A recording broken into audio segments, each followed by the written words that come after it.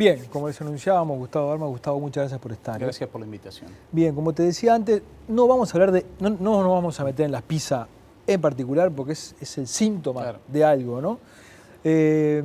Vos me decías que a nivel técnico hay un cierto consenso sobre el diagnóstico. Sí. En grandes pinceladas, decime 3 o 4 cosas que resuman el diagnóstico de la educación. Sí, bueno, yo te diría, antes de ir a esos 3 o 4 puntos, que ese consenso es el resultado de 5 o 10 años de acumulación de conocimiento desde distintos ámbitos, desde todas las universidades, desde el propio sistema educativo, la ANEP, que a través de la Dirección de Investigación, Estadística y Evaluación ha ido generando conocimiento en torno al tema, los anuarios estadísticos del MEC, es decir, organismos internacionales como UNICEF, UNESCO, se ha ido acumulando conocimiento y se ha ido generando una, diría yo, red de académicos, de técnicos que cubren distintas áreas y con distintas afinidades políticas o ideológicas que coinciden en un diagnóstico sobre la situación de la educación.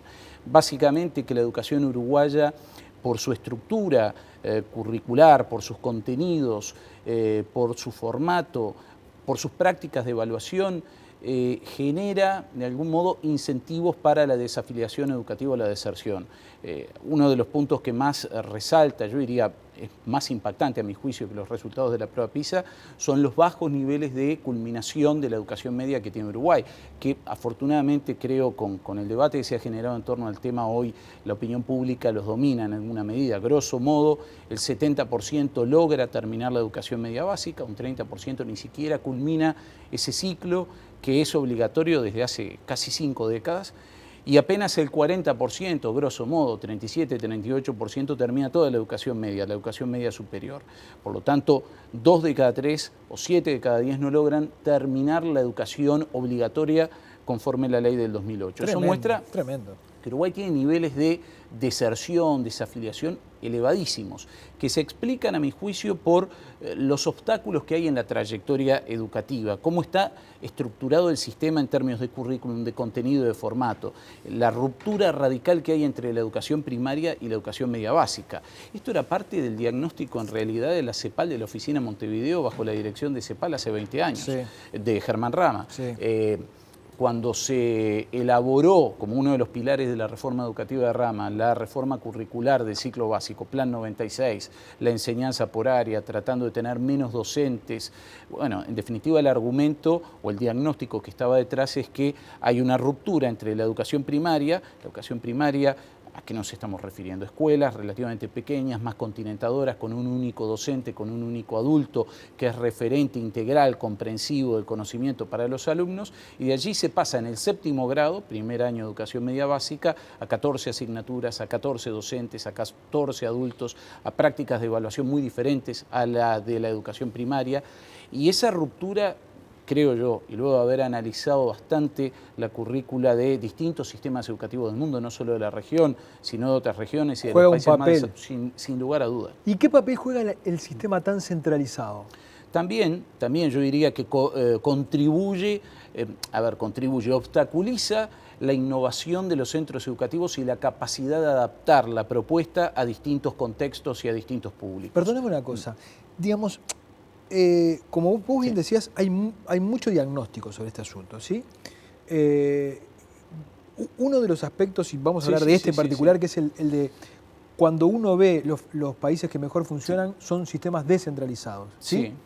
Entonces, si lo vemos, si los dirigentes políticos lo ven, sus técnicos asesores ven eso, ¿por qué pensás que se sigue en este país apostando a un sistema centralizado?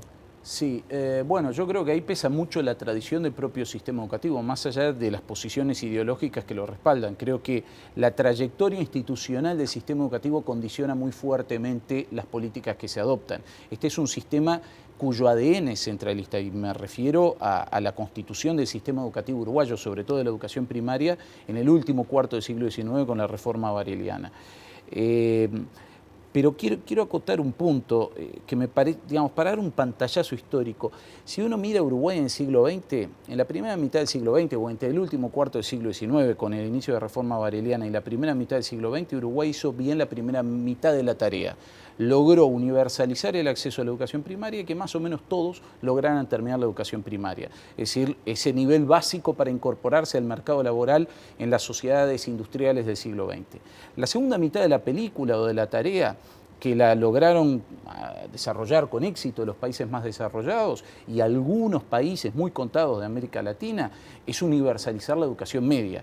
Y eso implica cambiar el chip de la educación media. Quizás el público o la audiencia, la teleaudiencia no lo conozca. La educación media de Uruguay nació como parte de la Universidad de la República. Hasta el año 1935, la educación secundaria era parte de la Universidad de la República, era la sección secundaria de la Universidad de la República. En su ADN está el ser un propedéutico, un preparatorio para la enseñanza superior o universitaria. Su estructura, sus contenidos, su estilo, sus modos de evaluación, las prácticas docentes están pensadas desde la educación universitaria, cuando hoy en día la educación media es la segunda mitad de la educación básica. Se tiene que parecer mucho más a la educación primaria que a la educación terciaria. Y eso es en general lo que pasa en los países más desarrollados. Está.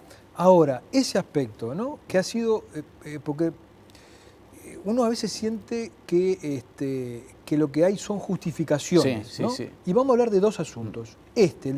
Una justificación es, como universalizamos, como metemos muchos muchachos a la educación media, eso ha hecho caer los niveles. Sin embargo, Brasil no le pasa eso. No es una condena. Brasil tiene incluyó más gente y mejoró. Estoy de acuerdo. No es una condena. Es cierto que en la medida que se incorporan a un sistema educativo estudiantes, niños o adolescentes que provienen de contextos socioculturales con bajo capital educativo, con bajo equipamiento, etcétera, probablemente impacten negativamente en el promedio de los resultados. Pero eso está en la tapa del libro, eso se sabe. Sí. Eso se puede combatir con políticas públicas. Que no tratando diferentes a los diferentes, claro, por ejemplo. Por supuesto, que no romper con el universalismo. Pero eso le encrespa los pelos de la nuca a los docentes que dicen, no, ¿cómo? Eso es segregar, ¿cómo le vamos a enseñar distinto a un tipo de pocito cada uno de...? A ver, eso en realidad es un viejo principio, ahora quizás con Fito, que es un experto en teoría política, con Fito Garcés sería una linda discusión, es un viejo principio aristotélico de tratar desigual a los desiguales para alcanzar niveles de igualdad. En definitiva es la filosofía que está detrás de las reformas tributarias, por ejemplo. Tratar desigual a los desiguales para tratar de igualarlos en el punto de partida está muy lejos de ser segregar a los alumnos. Es interesante la comparación con la... O sea, es una concepción universalista. Lo que hay que lograr es que todos alcancen al término de la educación obligatoria lo que como sociedad deseamos que un joven tenga para incorporarse al mercado laboral, a la vida ciudadana y para seguir estudiando a lo largo de la vida, en la educación terciaria, en la educación de posgrado. Obviamente parten de puntos de partida diferentes. No es lo mismo un niño que nació en Carrasco o en la costa, en Punta Gorda, que un niño que nació en Casaballe. Eso va de suyo, que no es lo mismo. Uno que sus padres no saben leer y escribir, que uno que... Por supuesto. Ahora es allí donde el Estado tiene que corregir o intervenir. Y eso implica, obviamente, mayores niveles de inversión en los sectores que requieren más apoyo. La focalización como algo negativo, en realidad, y esa es básicamente la fotografía, si se quiere, de los años 80, fundamentalmente en América Latina, es cuando el Estado dice, por razones fiscales yo no puedo invertir determinado presupuesto, tengo que acotarlo, entonces me voy a concentrar exclusivamente en unos sectores y abandono al grueso o de la sociedad, a los sectores medios y a los sectores altos, y que ellos compren en el mercado seguridad social, salud, educación. Pero nadie está hablando de eso. De hecho, muchos de los países que tratan diferente a los diferentes, los países europeos, los países escandinavos, son países de larga tradición socialdemócrata. Son países donde el gasto público total representa la mitad del Producto Interno Bruto y el gasto público social llega al 30% o más del Producto Interno Bruto. Es decir, son países más estatistas en términos de intervención del Estado, pero que promueven la descentralización en lo que hace el sistema educativo en la gestión. No porque haya instituciones o efectores privados, sino porque las instituciones públicas tienen un margen de acción, de discrecionalidad para definir contenidos curriculares, para contratar docentes, para gestionar, muchísimo mayor. Nosotros tenemos un sistema donde los cuerpos directivos, y ni qué decir los docentes, tienen escasos márgenes de decisión, más allá de la creación de los consejos de participación en la ley de 2008, yo diría, eso forma parte del ADN institucional de nuestro sistema educativo, el centralismo. Te hago dos preguntas en una, partiendo de la base de quienes desacreditan a las pruebas PISA. Una es, ¿tiene validez quienes dicen que no hay que participar más de las PISA y deberíamos participar en una especie de pruebas más regionales, más latinoamericanistas? No tengo muy claro qué. Esa es una. Y la otra, ¿es un argumento a favor de quienes dicen que esto de las pruebas PISA no termina midiendo nada el hecho, por ejemplo, de que Argentina aparezca por debajo de Uruguay en las pruebas PISA, pero sin embargo cuando vamos a ver los niveles de deserción y de culminación del ciclo secundario está por encima? Dos excelentes preguntas. Yendo a la primera, a mí me parece que la mejor postura frente a PISA es ni fetichizarla, ni deificarla, y mucho menos demonizarla o satanizarla. O sea, PISA sirve para lo que sirve. ¿Para qué sirve PISA? Para medir a los 15 años de edad entre los adolescentes que están escolarizados en educación postprimaria un nivel básico de competencias en áreas que son claves para su inserción en el mercado laboral, en la vida adulta y para, obviamente, la progresión educativa, la comprensión lectora, matemática y ciencias. ¿Eso es todo lo que debe hacer un sistema educativo? No, al menos es mi opinión, no es todo lo que debe hacer el sistema educativo. ¿Eso nos asegura buenos resultados en esas tres áreas, que vamos a tener ciudadanos, emprendedores, comprometidos con la vida cívica, etcétera, etcétera? No, pero para ser un buen ciudadano primero hay que poder leer un texto. Para ser un buen ciudadano hay que entender la Constitución y para eso hay que comprender un texto, en este caso la Constitución. Entonces, a mí me parece que las pruebas PISA son muy valiosas porque miden aspectos que son muy relevantes, resultados que son muy relevantes de un sistema educativo y en cualquier caso, bienvenidas sean otras pruebas que midan otras dimensiones que PISA no mide, que PISA desde el primer día reconoce no mide. Lo que en los últimos años, de la mano del BID, del Banco Mundial y desde luego de la investigación académica, se está planteando sobre las habilidades no cognitivas, herramientas blandas, sería algo así como su traducción del inglés.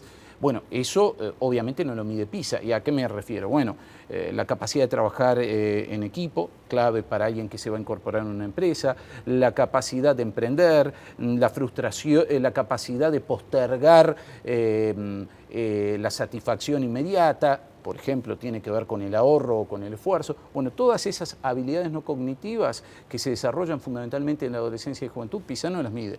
Bienvenidos sean otros instrumentos complementarios que midan esto. Yendo a la segunda pregunta, a mí me parece absolutamente relevante porque sirve para, de algún modo, desmantelar o deconstruir un equívoco. La repetición no es, al menos a mi juicio y no a mi juicio, diría buena parte de la literatura pedagógica, no es un fiel reflejo de el porcentaje, por así decirlo, de niños o adolescentes que no aprenden o que no alcanzan determinado nivel de competencia. Y lo voy a tratar de poner en cifras retomando el caso de Argentina. En Uruguay, el 55% de los alumnos, de acuerdo a los resultados de 2012 de PISA, no alcanzan los niveles mínimos de competencia en matemática. En Argentina es casi el 70% y es el mismo valor que tenía en el 2009. Uno podría decir, bueno, si el 70% en matemática no alcanza los niveles mínimos, en lectura no alcanza los niveles mínimos, en ciencias no alcanza los niveles mínimos, que el 70% repita, porque repetir lo mismo le va a ayudar a aprender. El tema es que en muchos sistemas educativos la repetición como instrumento pedagógico se ha abandonado, porque se ha comprobado empíricamente que el hecho de repetir un grado no asegura que un estudiante alcance los aprendizajes que no alcanzó en el año previo. Los países más desarrollados también tienen una proporción de sus adolescentes que no alcanzan los niveles mínimos de competencia. Los países escandinavos o el promedio continental de Europa, entre el 10 y el 20% no alcanzan ese nivel mínimo de competencia en matemática. Uruguay 55, en el 2009 44, Argentina 70 y pico. En esos países el 20% repite. ¿A ese 20% se le aplica la medida de repetición? No. La voz popular diría, Está proponiendo que los pasen igual aunque no saben. Seguimos tirando para abajo a la educación. Pero es que en algunos de esos sistemas educativos, de hecho, tienen evaluación al término de un ciclo educativo, con un examen nacional, que tal vez es más exigente. En esos sistemas educativos previenen o anticipan más rápidamente, porque hay un seguimiento más personalizado del alumno si está teniendo problemas de comprensión lectora o matemática. Y, por ejemplo, puede tener clases especiales. Vos decís que la repetición no mide lo que tradicionalmente creemos que mide. Por supuesto, no mide. La repetición es un instrumento, es remedial. O sea, alguien que no alcanzó determinados aprendizajes, lo retenemos, le hacemos repetir lo mismo, supuestamente, para que logre en un tiempo mayor esos resultados. Pero no podría decir, voy a tomarlo un poco ridículamente, podría haber 1000 otras alternativas, sí. No sé, el tarot, poner una bola de cristal, rezar. Ahora, Gustavo, vos, digamos, a partir de estos datos que has ido tiraste 3 o 4 ideas, lo del centralismo, la universalización, el concepto de algunos principios básicos como el tema de la repetición y el egreso. Yo te escucho hablar y digo, lo que hay que hacer es refundar el sistema. Yo creo que el sistema necesita cambios profundos, pero creo al mismo tiempo que esos cambios están concentrados en algunos tramos educativos. ¿Qué quiero decir con esto? A mí me parece muy bienvenida la acumulación de diagnósticos, de estudio que han generado, por así decirlo, la sensación de alarma. Ahora, el desempeño de todo el sistema educativo en Uruguay es variopinto. Y esto lo voy a tratar de ejemplificar con algunos datos. Yo sé que esto arma una polémica enorme porque, a mi juicio, el desempeño de la educación primaria en Uruguay es correcto para lo que es la región y para lo que es Uruguay. El problema está en la educación media. Y esto no lo digo yo, lo decía la CEPAL hace 20 años. En el año 2006 se aplicó el estudio CERCE, que es algo parecido a PISA, es un estudio regional de la Oficina UNESCO para América Latina, que mide las mismas áreas de competencia, matemática, lectura y ciencias. Este año, 2013, se hizo el tercer estudio, los resultados van a estar el año próximo. En el año 2006, en ese estudio que se hace con niños de tercer año de escuela y sexto año de escuela, los niños uruguayos quedaban en segundo lugar en América Latina, solo detrás de Cuba y muy cerca de Cuba en matemática. Y en lectura aparecían en tercer o cuarto lugar y subía por encima de Uruguay, Costa Rica, Chile. Es decir, al término de la educación primaria en Uruguay, salvo que haya cambiado mucho la situación entre 2006 y 2013, no lo sabemos, lo veremos con los resultados del año próximo, al término de educación primaria en Uruguay, un niño uruguayo está al tope de la región y al mismo tiempo muy lejos del mundo desarrollado, del cual estamos muy lejos también en muchos otros indicadores. Sin embargo, después llegan al primero del liceo y repite el 50%. Claro. Y yo le pregunto a la teleaudiencia, ¿es razonable que repita el 50%, el 40% en todo Montevideo, el 30% en la costa, el 60% en la periferia? ¿Realmente creemos que el 60% o el 70% de los alumnos no llegan al nivel mínimo como para poder seguir la progresión educativa? ¿No hay otras alternativas? ¿No hay que cuidar más esa trayectoria? El indicador donde Uruguay es más excepcional en el mundo, y esto siempre lo digo, le pido a quien me escucha que haga un acto de fe o que vaya a las bases en línea de UNESCO, que son datos provistos por los propios ministerios de educación de todos los países del mundo. El dato más excepcional es la brecha que hay entre la repetición en el último año de escuela y la repetición en el primer año de la educación media básica. En nuestro caso, sexto y séptimo grado. En Uruguay pasamos, grosso modo, de 2% a 30%. Es tremendo, eso no existe en ninguna otra parte del mundo. A ver, vamos a tratar de ubicarnos como metáfora. Un grupito de 20 alumnos que va a una escuela pública de la periferia de Montevideo. 1 de cada 20 quizás repitió el grado. 1 de cada 20 entendió el sistema educativo que la medida a aplicar para que lograra los aprendizajes que no alcanzó es que repita el curso. Los otros 19 cruzan la calle y se matriculan en el séptimo grado, primer año de liceo o de educación media básica de otra institución pública. De esos 19, probablemente 10 u 11 o 12 van a repetir. ¿Es razonable en la trayectoria educativa? No. ¿Y por qué eso no ocurre en el resto de los países de la región, donde los egresados de primaria saben lo mismo, no digo ni mucho, ni poco, ni medio, saben lo mismo que los chicos uruguayos de sexto año? Y me estoy refiriendo al top de la región, a Cuba, a Costa Rica y a Chile. Está muy claro. Cuba, Costa Rica y Chile A ver, muchos países de la región directamente no tienen la repetición de la misma manera. Tenemos un desfasaje en el sistema. Hay un desfasaje totalmente, ahí. Una ruptura radical. Pero esto, y nuevamente, no es oportunista, lo vivo citando porque creo que fue un visionario. Esto lo planteó por primera vez en 1949 Julio Castro. Hay un artículo clásico de Julio Castro que se llama Articulación entre educación primaria y educación secundaria, donde grosso modo decía, son dos ADNs diferentes, tenemos que hacer el máximo esfuerzo por acercar estos dos subsistemas. ¿Por qué? Porque hoy en día, decía en 1949, hoy en día no se concibe una educación básica sin la educación media. Lo decía en 1949, cuando todavía estábamos lejos como país de lograr que toda una generación terminara primaria. Eso recién se logró en la década del 80. Si uno le pregunta en la encuesta de hogares a las personas que tienen 50, 60, 70 años, no todos terminan educación primaria. Es una meta que recién alcanzamos 100 años después que se lo propuso Varela. Entonces, volviendo a tu pregunta, yo creo que el cambio es profundo. Pero creo que hay un foco muy claro en educación media. Yo creo que incluso sin cambios profundos en los otros subsistemas, pero con cambios profundos en educación media, obtendríamos mejores resultados. Gustavo, te agradezco mucho la presencia. A ustedes por la invitación. Vamos a una tanda y enseguida volvemos.